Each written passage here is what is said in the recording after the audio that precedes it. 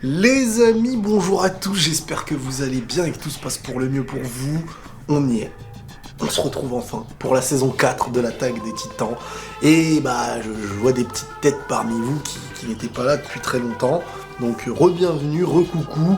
Et on va passer une saison normalement ensemble, une saison 4, partie 1, parce que je pense qu'elle va avoir lieu peut-être en plusieurs parties, en 2, voire en 3, ou en 4, ou en 5, non je rigole. Bref, on va essayer de décortiquer, analyser et vivre cette histoire. C'est plus qu'une histoire, c'est un monde, on va essayer de rentrer dans ce monde ensemble. On va pas perdre de temps parce que la vidéo risque peut-être d'être longue, et on va d'abord commencer par l'opening. Un opening que je trouve différent d'habitude. Quand on nous offre quelque chose, surtout avec l'attaque des Titans, parce qu'on nous offre, on nous donne pas, faut pas chercher à savoir ou à se dire avec notre émotion, dire c'est bien, c'est pas bien, il faut essayer de comprendre ce qu'on nous donne. C'est comme si on te donnait une feuille et on te disait voilà, tu fais une analyse. Qu'est-ce qu'on veut nous transmettre? Et moi, quand je vois ce générique-là, bon, la première chose, c'est la guerre. My War. Wow. Moi perso, je l'ai écouté et je l'ai réécouté à plusieurs reprises. On te met dans une atmosphère en fait. Déjà ça commence d'un coup avec un boum. Et c'est plus proche d'un reportage de Arte ou d'un film que d'un animé là ce qu'on est en train de voir. Cet opening à mes yeux il représente plus la fin des explosions, des morts, des explosions, et plein de petites séquences remises. Du début à la fin, il y a peut-être les mêmes explosions qui ont lieu à plusieurs reprises. Comme si, on va pas évoquer encore la boucle, mais ça c'est un truc que je réévoquerai très souvent avec vous, mais la seule vie qu'on voit dans cet épisode, c'est ceux qui se préparent pour aller à la guerre. On voit des humains totalement similaires, on voit pas de différence. Comme si là, sur le coup, la guerre, la fin, tout le monde se ressemble. Bienvenue dans la vraie vie. Cet opening, je le prends comme la fin, bienvenue dans la vraie vie. Il n'y a pas de sentiment, pas d'humanité. Même le symbole des oiseaux, qui représente la liberté et tout ça, ils sont en train de tomber, les mecs. Tous les humains se ressemblent dans la mort et la bataille. Il n'y a pas de beau, de pas beau, de moche, il y a celui qui gagne, celui qui perd. Sauf que là, on est vraiment sur un opening où tout explose. On ne voit pas de gagnant, d'une certaine manière. Et à la fin, ce qu'on remarque, c'est là où il y a une subtilité, c'est les corps qui sont au sol, morts, avec soit une pluie qui tombe sur eux, et là on pourrait donner un sens en mode régénération, renaissance, ou simplement l'eau qui après avoir explosé, qui se met à couler sur des corps morts. Et après, à la fin, on voit quelques titans au ciel, dont le titan assaillant, si je me trompe pas. Le symbole que je remarque, c'est comme si tous les êtres humains se sont entretués pour un pouvoir démoniaque. Et voilà un opening qui, pour le moment, nous montre un aspect différent de ce qu'on a pu voir. Hein. On n'est plus dans l'émotion de quelques visages, du passé, d'une bataille, de quelque chose qui est en lien avec la saison. À part si cette saison, il n'y aura que de la guerre. Là, on est vraiment sur quelque chose de nouveau. Et pour maintenant rebondir avec le début de l'épisode 1, saison 4, et bien encore une fois, là, on est sur du nouveau. C'est comme si c'était l'épisode 1 d'une saison 1, mais de l'autre côté, avec Falco, l'enfant du début, là, le blond, qui est au sol, en train de dormir et qui se réveille en pleine guerre. Ça me rappelle quelque chose, ça. Saison 1, épisode 1 de SNK. Eren, qui est au sol et qui se réveille. Et qui, tous les deux, ont fait un rêve. Mais on va revenir sur ça très très rapidement. On va d'abord évoquer la beauté graphique, la beauté d'animation, qui se rapproche à mes yeux, encore une fois, de quelque chose qu'on n'a pas vu avec SNK, mais des traits plus fins. Comme je vous dis, ça se rapproche plus d'un film, avec des couleurs beaucoup moins flashy, quelque chose qui se rapproche plus du réel. Moi, j'ai beaucoup aimé. On est donc, comme je vous dis, enfin de l'autre côté de la mer, chez les Mar, au présent. Et ce qui est intéressant dans cet épisode, c'est que peu importe ce qu'on va nous montrer, on va s'identifier, j'ai pas envie de dire comme le gentil, mais si on nous présente l'œuvre à travers ce qu'on voit là, des Eldiens ou des Mar qui veulent au final réellement combattre l'île de Paradis, donc le lieu où à la base sont Eren et tout ça, on est de leur côté, parce qu'ils ont leur vérité à eux, et c'est ce qui nous montre la grandeur de cette œuvre, qui pendant 3 saisons nous a montré un grain de sable à travers le monde qui peut exister dans cette œuvre. La guerre qu'on peut voir au début aussi, elle représente la grandeur de ce qu'on ne connaissait pas. C'est comme si tu pensais être le seul dans le monde, dans un petit endroit, dans une petite île. Et là, tu ouvres les yeux sur un monde. Et la cave, c'était ça, hein, pour ceux qui se rappellent pas. La cave permettait d'être conscient, grâce à Grisha, le monde dans lequel réellement il se trouve. Le grain de sable ce grain de sable, ce mensonge. Ils ont grandi en pensant, là où l'objectif était de passer des murs, ils se rendent compte que derrière l'océan se cache un monde. Cet épisode nous montre aussi que de l'autre côté de la mer, au présent, les Eldiens sont toujours d'une certaine manière du bétail. Toujours identifiables avec des brassards, un logo, et ils sont envoyés en première ligne à la guerre. Il est estimé qu'ils ont moins de valeur que les Mars, et qu'ils ont toujours des choses à se faire pardonner, même quand c'est la génération du présent par rapport à celle du passé. Mais par rapport à ce qu'ils ont appris. Un éternel besoin de prouver qu'ils sont beaucoup plus dignes que leurs ancêtres. Les Eldiens. Et les Eldiens, qu'on peut dire ceux du paradis qui sont considérés comme des démons et des voleurs. On apprend que la guerre qu'on voit là contre le Moyen-Orient, elle a lieu depuis 4 ans. Alors on ne sait pas si c'est pile 4 ans après ce qu'on a vu, ou qu'elle a lieu depuis 4 ans et que c'est 2 ans après, ou 8 ans, ou 9 ans.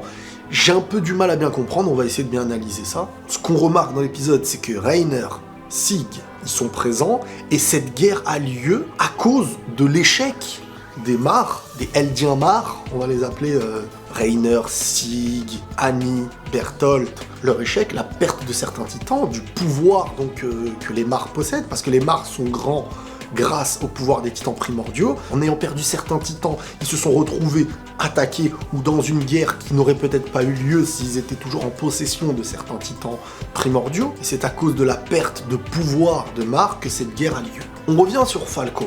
Dès le début de l'épisode, il est assommé pendant la guerre, il se fait sauver, et là, le gars, il évoque un rêve. Comme qui ? Comme Eren, saison 1. Les deux sont des Eldiens. Les Eldiens, ils ont une capacité, et peut-être voire d'autres capacités. Ils ont la capacité de pouvoir se transformer en titan, c'est en eux, c'est dans leur sang, c'est leur malédiction. Mais bizarrement, Eren, en début de saison 1, il annonce comme un futur, comme quelque chose qui va se passer, comme une boucle peut-être qui a eu lieu. Et il voit Mikasa, il se dit « Tiens, tes cheveux ont poussé » ou je me rappelle plus, mais en tout cas, elle était censée avoir les cheveux plus courts. Il évoque quelque chose. C'est pas un hasard. Et là, on a Falco. Vous savez ce qu'il dit ? Il était en train de rêver qu'il voltigeait dans les airs, sabre à la main, et il fendait l'air et les titans tombaient. Alors, il y a plein de choses qui me sont venues en tête. Eren, lors de la saison 1, ce que je viens de vous dire. Eren, mais cette fois-ci, celui qui avait offert son pouvoir du titan à Grisha, qui lui avait même dit quelque chose du genre « Prends soin de Mikasa, Eren », celui qui avait évoqué un souvenir qu'il n'avait même pas encore vécu, un peu comme si ceux qui allaient se transmettre les titans avaient une mémoire en commun, comme si un lien même qui n'avait pas encore eu lieu pouvait se partager dans les souvenirs. Donc, ce que Falco est en train de dire est soit le futur souvenir de quelqu'un d'autre, quelqu'un à qui il partagera un pouvoir, quelqu'un qui lui donnera un pouvoir de titan. Et étant donné qu'on évoque quelque chose qui ressemble à un équipement tridimensionnel, voltiger dans les airs et couper du titan avec des sabres, à mes yeux, il y a de fortes chances qu'on ait un Falco qui aura un lien avec les Eldiens qu'on connaît, tels que Eren et compagnie. Est-ce un pouvoir des Eldiens ? Peut-être de certains, je sais pas, élus ou un truc comme ça, parce que, comme je vous ai dit, moi je vois l'attaque des titans pour l'instant comme ça. Fin de saison 3, c'est un grand arc. Là, on est sur quelque chose de nouveau. Là, on avait Eren, là, on a l'air d'avoir Falco. Est-ce que ça va avancer comme ça ? Je sais pas. Mais pour l'instant, on a un réveil de chacun, et avec la même chose, mais dans un autre monde. Bon, c'est très simple, je vais résumer un peu la stratégie de leur guerre. Pour que les Mars gagnent contre le Moyen-Orient, il va falloir prendre la forteresse et détruire leur marine.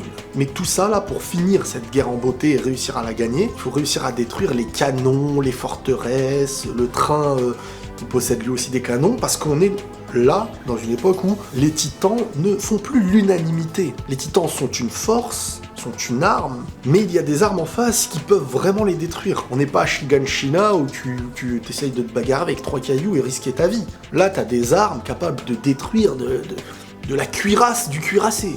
Mais on y revient juste après. Comme j'ai oublié de vous le dire, on a un trio qui ressort au début, plus un duo même, c'est-à-dire vraiment Gabi, Falco. C'est les deux vraiment qui me reviennent bien.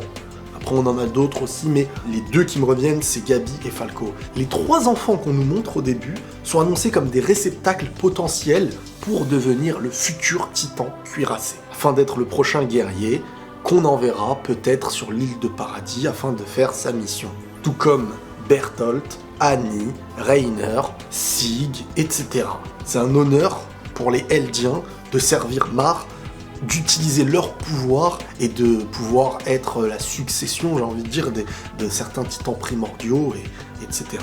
Et là, donc, on a dans le lot un des trois qui deviendra le futur titan cuirassé. Bon, que deviendra Reiner et tout ça, on verra, mais ça s'annonce pas très bien pour lui, j'imagine. Donc pour Gabi, cette bataille, elle va être le dernier examen. Mais pas qu'un examen lié à l'intelligence, ni uniquement lié aux bonnes notes. C'est ce qu'elle explique, c'est que la différence, elle va se faire sur le terrain, sur la volonté. Et donc là, on est sur une certaine rivalité qu'il pourra y avoir. Une rivalité qui a l'air saine quand même, malgré tout.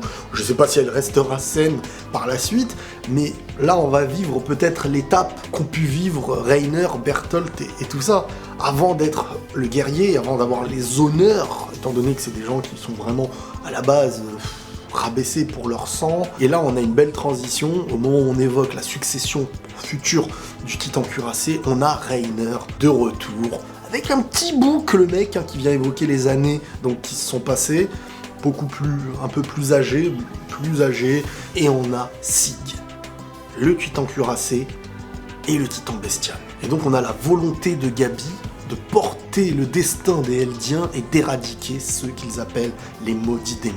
En gros, les faux Eldiens. Ils mettent une différence quand ils s'expriment sur les Eldiens entre les vrais, les faux, les bons, les mauvais, ceux qui ont porté allégeance au Mar et ceux qui restent, on va dire, la succession d'un passé qu'ils ont enseigné comme les mauvais, comme les voleurs, comme les démons. Et ça, en fait, cette volonté de vouloir détruire les Eldiens et d'aller récupérer le titan originel, eh ben, ça m'évoque un peu l'autre côté, avec une volonté au départ de Eren de se farcir les titans, chacun en fait grandit avec le lieu et ce qu'on lui enseigne. Peut-être que ce qu'on enseigne à droite et à gauche sont faux. L'autre est le méchant. Ce que nous sommes, c'est comme ça.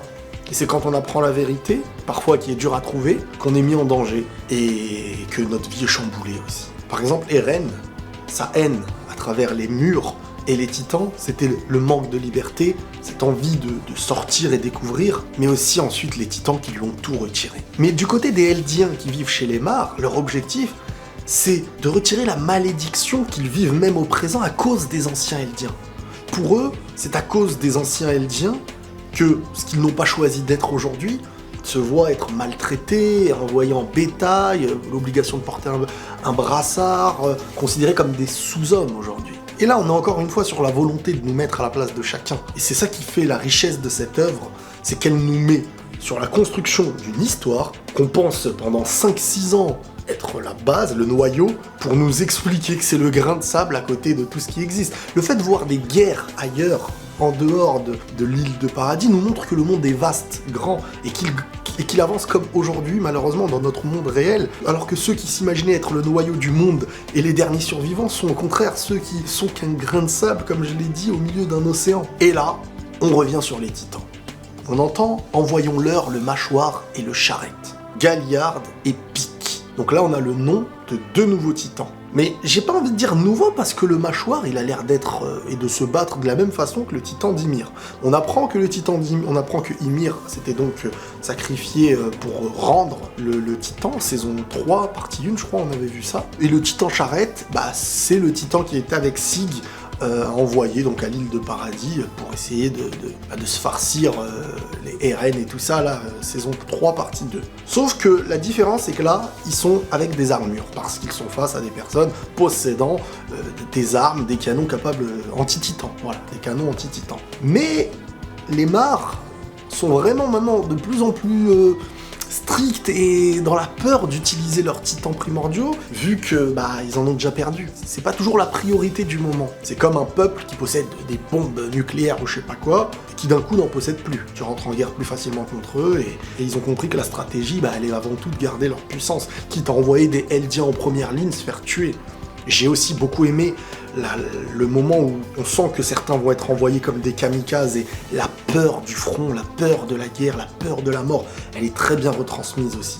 On apprend que l'objectif de récupérer le titan originel est toujours d'actualité, mais repoussé par cette guerre qui a lieu donc à cause de la perte. N'êtes-vous pas des soldats Mar qui ont juré allégeance à la patrie? Par vos sacrifices, vous expirez les péchés de votre engeance du démon. Faites-y honneur. Vous voyez un peu l'état d'esprit sur le moment. Le Eldien chez les Mars a toujours des choses à se faire pardonner. Et le fait The Honor m'a rappelé un peu la même volonté qui pouvait exister chez le bataillon d'exploration, mais de l'autre côté. On a un personnage annoncé comme l'un des futurs héritiers du bestial. On a les futurs peut-être réceptacles potentiels du cuirassé. On est en train de préparer la future génération des guerriers. Et j'ai l'impression qu'on nous présente le petit Falco aussi comme quelqu'un de très humain. Quelqu'un, il me rappelle le RN du début, celui qui n'est pas prêt à tuer tout et n'importe quoi, celui qui a un peu de cœur.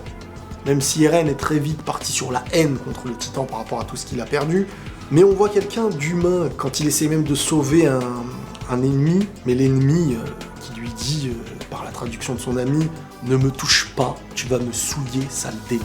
Et on revient encore une fois sur les Eldiens. Les Eldiens, en fait, ils sont vraiment mal considérés. Et là, on assiste au plan de Sig, de Reiner, et on termine un peu cet épisode avec la beauté d'animation, d'explosion, de combat. Rappelez-vous, Sig, parmi ses capacités, il a le pouvoir de, lorsqu'il crie, transformer une petite armée de personnes, comme s'il leur avait mis un bouton, et dès qu'il le décide, il enclenche une transformation en titan de chacun de ses... Et afin de prendre la forteresse, le dernier moment de la guerre, tu vois en parachute les bonhommes tomber et se transformer en titan dans le ciel. Ça m'a mis des frissons. Le coup du... Surtout avec le cri de Sig derrière, tu sens que ça y est, on rentre dans le vif du sujet, dans la fin de cette guerre.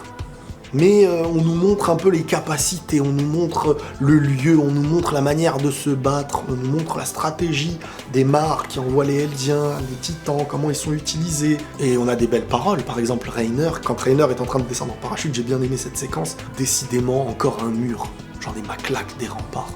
Et là, on a un ravage de brutalité qui fait du bien à l'animé. On a un Reiner charismatique aussi, encore une fois, mais très très mis en danger, même malgré...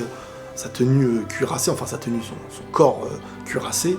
Et Sig, lorsqu'il descend à son tour, lui aussi évoque une belle phrase. C'est notre défaite qui a créé cette guerre, Reiner. Et après, une fois qu'il est transformé en bestial, il te rajoute « Et la guerre, c'est pas joli ». C'est vraiment, voilà, après t'as la spéciale du bestial qui te jette des missiles. On est vraiment sur des personnages très bien développés, mais qui ont des choses à se faire racheter. Déjà, premièrement, en tant qu'Eldiens, et là, ils ont à se faire racheter la perte de certains titans contre les RN et tout ça. Et l'épisode se termine avec cette phrase. Après la fin de la guerre, l'Alliance du Moyen-Orient signa un traité de paix bilatéral. Et la guerre qui durait depuis 4 ans s'acheva sur la victoire des Mars.